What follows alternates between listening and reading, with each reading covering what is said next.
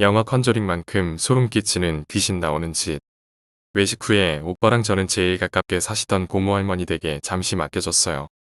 오빠 상태가 안 좋아서 엄마 아빠는 저희를 맡겨두고 그 집과 단판을 지으려고 생각하셨대요. 외식하기 하루 전 누구한테 연락을 해야 할까 고민하시다가 친할머니는 천주교셔서 안 될 것 같고 가끔 절도 다니시고 용암무당 찾아다니시기 좋아하는 외할머니께 연락을 드렸는데 신기하게 전화를 걸자마자 전화를 바로 받으셨대요. 평소 때 귀가 좀 어두우시고 외할머니 댁 전화 벨 소리가 작아서 전화를 걸면 한참 후에 받으시는 편인데 바로 받으셔서 엄마 웬일로 전화를 바로 받으셨대요? 하고 여쭈었더니 외할머니께서 며칠 전부터 같은 꿈을 계속 꾸셨는데 외할아버지가 꿈에서 액자를 뒤집어서 들고 외할머니를 계속 쫓아오셨다는 거예요. 외할머니는 아니 이 영감이 나를 때리고 가려고 내 영정 사진을 들고 쫓아오나 싶어서 매일 밤 도망다니시다 잠에서 깨셨다는데 어젯밤에는 도무지 꿈이 깰 생각을 안 하는 통에 너무 지치시고 힘드셔서 멈춰서셨대요. 그러고는 아니 영감 대체 왜 이러는 거야 하고 화를 내셨는데 할아버지가 말없이 뒤집어 들고 있던 액자를 바로 해서 할머니한테 주셨다는 거예요. 그래서 할머니가 그 액자를 들여다보는데 까만 액자 안에 우리 가족 사진이 있었다는 거예요. 그런데 사진이 보면 볼수록 이상하고 침침해서 자세히 들여다봤더니 우리 가족 말고 한 사람이 더 있었다는데 머리 산발을 한 흰옷을 입은 여자가 자기도 우리 가족이냥 우리 가족한테 딱 붙어서 그 모습이 섬뜩하고 기분이 안 좋아서 잠에서 깨셨는데 깨신 후에 아무리 그 여자 얼굴을 기억해내려 해도 또렷이 기억이 나질 않으시더랍니다. 그래서 온종일 걱정하며 엄마가 전화 오길 기다리셨다는 거예요. 먼저 전화를 하지 않으신 건 괜히 나쁜 꿈을 꾸고 전화를 하면 재수 온 붙을까봐 그렇게 못하셨다고. 엄마는 외할머니 이야기를 듣자마자 바로 모든 이야기를 털어놓으셨대요. 그랬더니 외할머니가 꿈속 사진에서 본 꼴이 우리 가족한테 그것이 꼭 붙어있는 게 이사가도 쉽게 떨어질 것 같진 않고 일단 내일 애들 맡겨놓고 내려오라고 하시더래요. 그래서 엄마 아빠는 우리를 고모할머니 댁에 맡기고 바로 내려가셨어요. 외할머니 댁까지 2시간 거리여서 저희를 데려다주고 가련이 10시에 도착하셨는데 시간도 너무 늦었고 해서 그날은 그냥 외할머니 댁에서 자고 그 다음날에 외할머니가 용암무당집이라고 어디론가 데려가셨대요. 아빠는 집안이 천주교셔서 무당집은 처음이라 긴장하셨는데 생각보다 멀쩡한 가정집이고 불교용품이 있다는 것 빼곤 특별할 것도 없었대요. 그 무당은 40대 여자인데 모시는 신 때문인가 결혼도 안 한 처녀무당이었는데 외할머니 말씀으론 아는 사람만 아는 유명한 무당이래요. 그런데 옷도 무당 같은 옷이 아니라 사복을 입고 있고 넉살 좋게 웃으며 엄마 아빠를 반겨서 처음엔 그 집에 무당의 가족인 줄 알았는데 외할머니가 먼저 바닥에 앉으시고 따라서 엄마 아빠가 앉으려고 하는데 그 사람이 그렇게 걱정되는데 왜 안 데려왔어요? 데리고 와야지 하더래요. 엄마 아빠가 갑작스럽고 당황해서 아무 말도 안 하고 서 있었더니 일단 앉으시고 딸은 안 데려와도 아들은 데려와야 되는데 하면서 우리가 겪은 일을 듣지도 않고 줄줄 꿰더래요. 구체적이진 않지만 딸은 한 번 죽을 뻔하고 아줌마는 놀라서 나자빠지고 아저씨는 한 번 호되게 홀리고 아들은 한 번 지독하게 괴롭힘 당하지 않았느냐. 대충 이런 식으로 말이죠. 어떻게 아느냐고 물었더니 정작 그 귀신은 아닌데 그 집에 있는 귀신 중에 하나가 엄마한테 붙어서 자랑하듯이 이야기해 주었다고. 아주 재밌어하고 있다고 했죠. 무당말론 그 집에 귀신이 여럿인데 아주 악질인 귀신 하나가 나쁜 짓을 하고 있고 그 귀신은 재미로 그러는 게 아니라 진짜 화가 나 있는 상태이고 나머지 귀신 중 지금 엄마한테 졸졸 따라다니는 귀신은 그게 재밌어서 괜히 같이 그런 짓을 한다고. TV 끄고 소리내고 자잘한 것은 다 엄마를 따라다니는 그 귀신 짓이라고 하더래요. 아빠가 그러면 어쩌면 되는지 이사 가면 되는지 이것저것 물으셨더니 아들을 데려왔으면 좋았을 건데 안 데려왔으니 어쩔 수 없고 자기가 어차피 그 집에 가봐야 될 것 같으니까 올라갈 때 같이 가서 살펴보겠다 그러셨대요. 그러고 무당이 그 집에 있었던 일을 자세히 해달라고 해서 엄마 아빠가 이것저것 이야기해드리고 있는데 갑자기 무당이 사색이 돼서 빨리 애 맡긴 곳에 전화해보라고 그러더래요. 이유를 물을 새도 없이 엄마 아빠도 허둥지둥 고모 할머니 댁에 전화했는데 그때 오빠가 엄청 아팠거든요.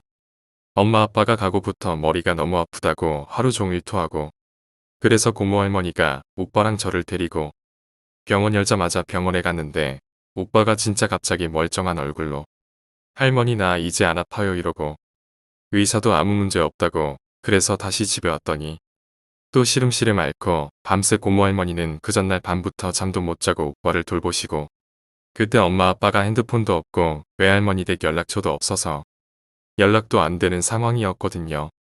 전화 끝내고 무당 아줌마가 당장 가는 게 좋지 않겠냐고 본인도 같이 가주신다 하셔서 엄마 아빠랑 외할머니랑 무당 아줌마랑 급하게 고모 할머니 집으로 갔대요. 내려가는 길에 오빠 아픈 걸 어떻게 아셨냐고 엄마가 물으니까 엄마 옆에 붙어있는 그 귀신이 갑자기 낄낄대고 웃고 너무 좋아하는 꼴이 분명히 그 악귀가 애들한테 코지를 했구나 싶어서 알았다는 거예요.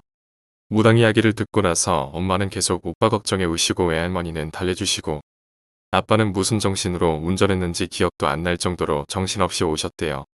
제가 낮잠 자고 있을 때 엄마 아빠가 고모 할머니 댁에 도착하셨는데 고모 할머니 집에 들어가자마자 엄마보다 무당 아줌마가 먼저 오빠한테 달려가서는 오빠를 안고 막 우셨다는 거예요.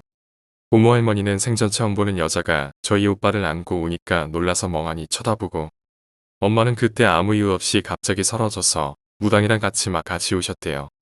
무당 아줌마랑 엄마랑 정신없이 울고 있을 때 외할머니가 고모 할머니한테 상황을 설명하시고 아빠는 차를 주차하시고 올라오시고 아빠가 자고 있는 저를 깨워서 집에 가자고 하셨어요. 고모 할머니도 천주교셔서 그런 걸 별로 달가워하지 않으셔서 같이 안 가신다고 하셨어요. 그래서 고모 할머니께 인사드리고 집으로 가는데 차가 좁아서 저는 엄마 무릎에 앉아서 가고 오빠는 무당 아줌마 무릎에 앉아서 갔는데 무당 아줌마가 오빠를 계속 쓰다듬으면서 계속 중얼거리셨어요. 저는 그때 그 아줌마가 무당인 걸 모르고 그냥 아는 사람인가 보다 생각했어요.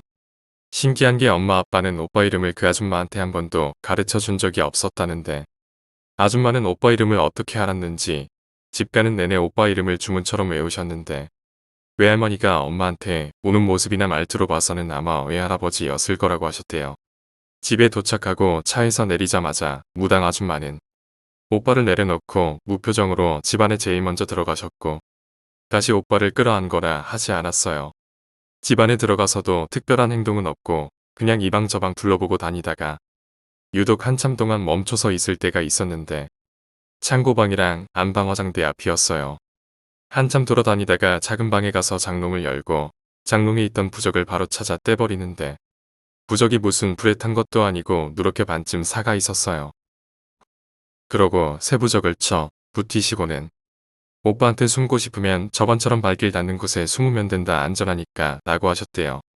그러고는 작은 방에서 나와서 탁자를 갖다 버리라 해서 탁자가 커서 아빠가 나중에 버리겠다고 하니까 무당 아줌마가 지금 당장 버려야 한다고 버리자고 하시는 통에 엄마랑 아빠랑 무당 아줌마랑 셋이서 탁자를 겨우 밖에다 내놓고 그러고는 또 안방 화장대 앞에 가서 한참 있더니 버리면 큰일 날 거라고 일단 두라고 하고는 화장대 맨 밑서랍 깊숙이 접은 부적 같은 걸 숨겨두시고는 누가 부적을 찾거든 절대 어딨는지 일러주지 말라고 우리 가족한테 열심히 설명하셨어요. 그러고 바로 창고방으로 가서 그 방문에 부적을 붙여두시고 되도록이면 들어가지 말라고 하셨고요.